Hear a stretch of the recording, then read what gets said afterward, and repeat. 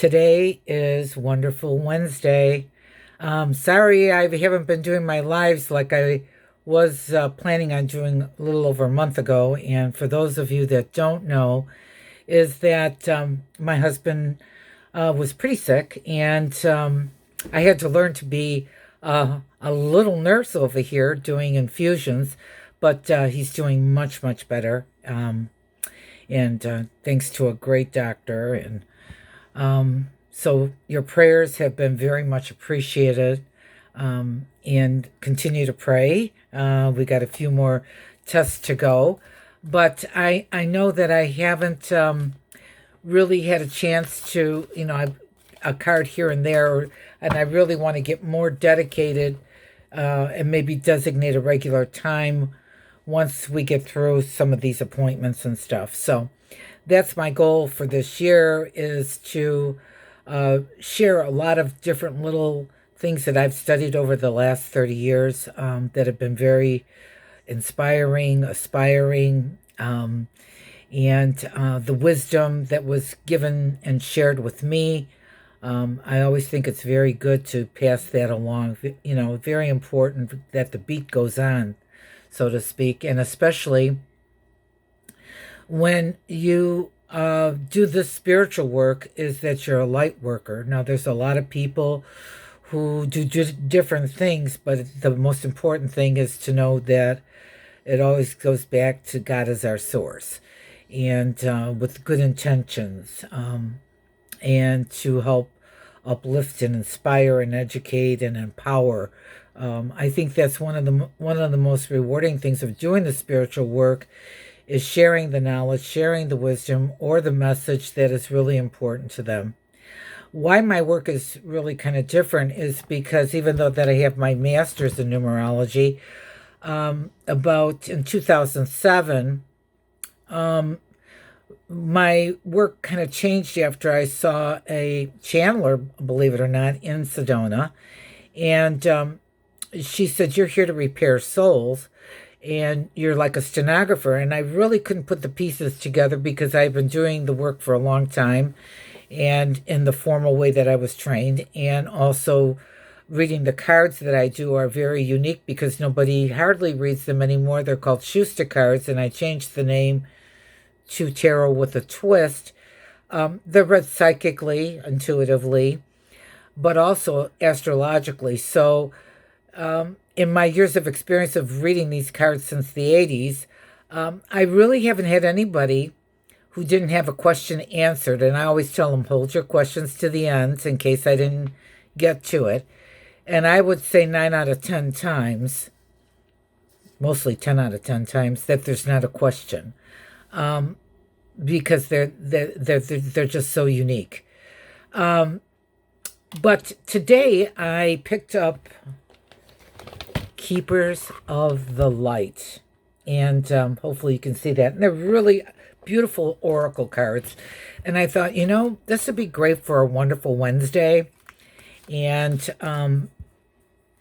let's see what we come up with. I always like to, and I'll know if there's another one to pick or if we need to pick another one or not. But let's see. I'm going to cut the cards. And one of my favorite guys, Saint Germain, and he's the master alchemist.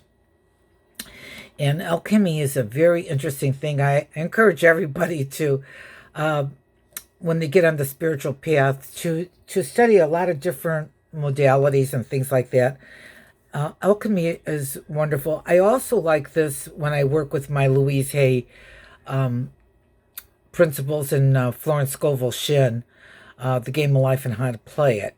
So this, I think, is really a great card to get, because this is tuning into what your goals, what your wishes and dreams are. How do you want to change things? Am I looking for what's right about a situation, or am I just looking for the cons, the pros and the cons? I think it's a real good thing. And I've said this on several of my guest appearances on radio shows, that when you make a decision, grab a piece of paper, draw a line down the middle, One is pros and the other's cons, so that you get out of your head. A lot of times we can do Ring Around the Rosie, and as we do Ring Around the Rosie, we get into procrastination. So that's not something you want to do. This is a power card. This is going within. And also, I love Saint Germain because the purple is very significant with Saint Germain, or the violet flame, and we'll get into that another time. But and in fact, I'll dig it out one day and I'll do the violet flame prayer. Let's see what else we have here. Lady Venus, and this is being open and receptive. It says downloading and understanding. Downloading. Well, that always tells me, are your ears open and are the blinders off your eyes to get a better picture of things? A lot of times when we, change is good and change is scary. So a lot of times when we're faced with something, we may not be seeing the big picture because our blinders are preventing us from having the peripheral vision to see what else is possible. And I truly believe with God, all things are possible. So what else is possible? What could be even better than the one thing that you may be just focused on? And our third card, I love it because this really kind of cements the reading today, is faith.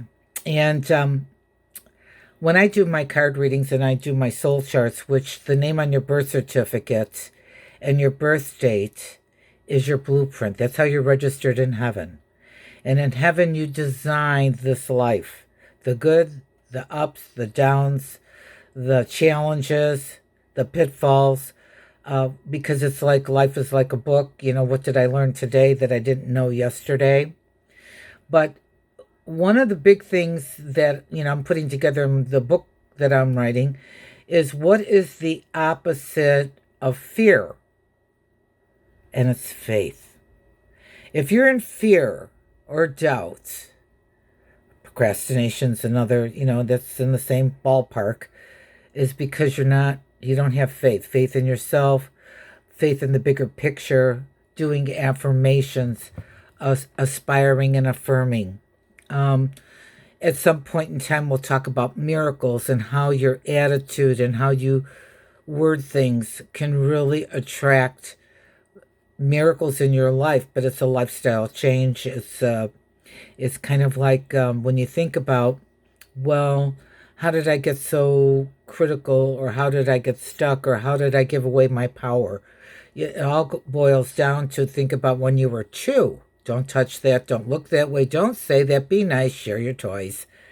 So you already know how to be hesitant or hold yourself back or question yourself, or, I'm a big believer in harnessing that voice in our heads, that one in between our ears, that is not a cheerleader and it's not your BFF. So that's a whole other segment. So faith, praying, what is faith? Faith is acting like a so when it's not so, in order for it to be so, that you have faith in the higher power of God, and to know and believe that only good's going to come from it. Even though you can't see it, even though it's not happening at this moment. I always tell my clients, with God, all things are possible, but God's time and our time are two different things. What could be a year to us is a nanosecond in God's time. So, or it could be that you want the nanosecond and God's time is a year. So just know that you're one of God's perfect children. We're all on this big globe here to learn something today, tomorrow. What I didn't know today, I'm going to learn something tomorrow. And so on this wonderful Wednesday, I want to wish you love.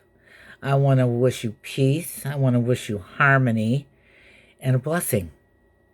Have a good night.